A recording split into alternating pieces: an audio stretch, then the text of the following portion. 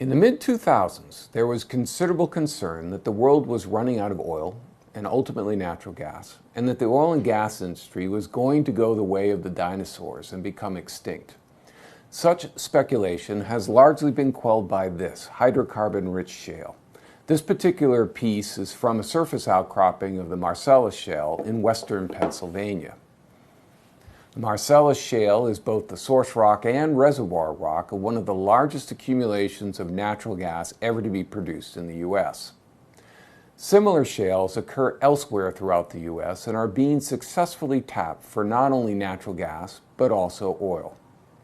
Shale gas and shale oil were once referred to as unconventional resources, or resources that required unconventional methods to get any gas or oil out of the reservoir rock. And being unconventional, these methods were also typically uneconomic.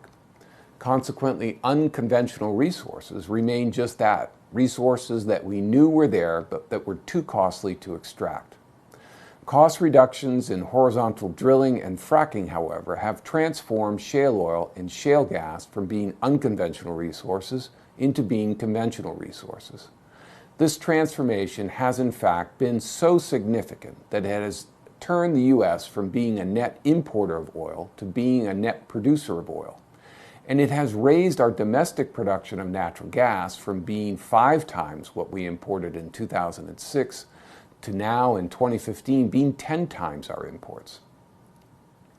Furthermore, large accumulations of shale gas and shale oil still remain to be produced, not just here in the U.S., but also around the world. Estimates for these resources suggest that supplies could last another 100 or more years at current rates of consumption. On top of this are massive accumulations of other types of hydrocarbon resources that have also largely remained untapped. One of these, heavy oil, is like shale oil and shale gas in that it was formerly an unconventional resource that has since become conventional. Heavy oil is a viscous oil that is composed mostly of long-chained hydrocarbons and can be so dense that it actually sinks in water rather than floats like conventional oil. The largest accumulations of heavy oil are found in Canada and Venezuela, with the Venezuelan heavy oil resources being as big as Saudi Arabia's conventional oil resources. Canada also contains vast accumulations of oil sands.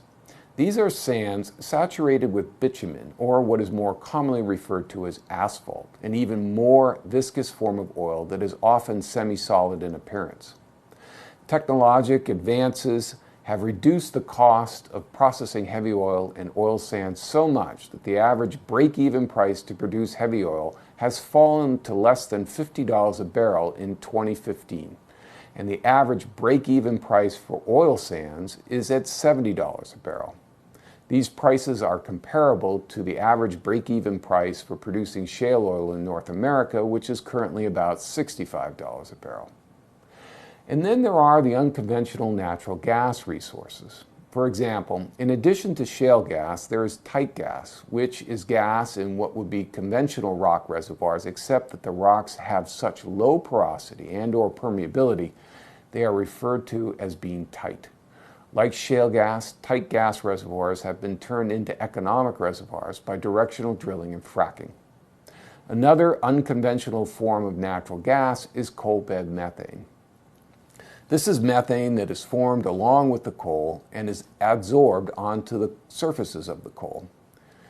Coal bed methane is produced by simply drilling a well into the coal.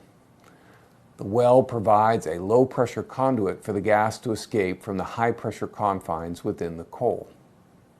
Possibly the largest source of unconventional gas in the world is methane hydrates. These are located beneath the seafloor in water depths greater than 300 meters, where water temperatures are around 2 degrees Celsius or 36 degrees Fahrenheit. Methane hydrates are methane that's been frozen by the temperatures and pressures at these water depths. Methane hydrates often overlie and trap beneath them gaseous methane in more deeply buried sediment. The total amount of energy in these gases and methane hydrates far exceeds that in all the world's conventional existing oil and gas resources. For now, however, methane hydrates remain a true unconventional resource in that they are not currently economic to produce. However, when you add all these unconventional resources together, they total a still tremendous amount of oil and gas in the world that has yet to be extracted. And this amount does not include conventional oil and gas resources that may exist beneath still largely unexplored regions of the world, including the East and South China Seas, the Arctic, and the waters surrounding Antarctica. In summary then, while there are things that could lead to the ultimate demise of the oil and gas industry over the coming decades, running out of oil and gas resources doesn't appear to be one of them.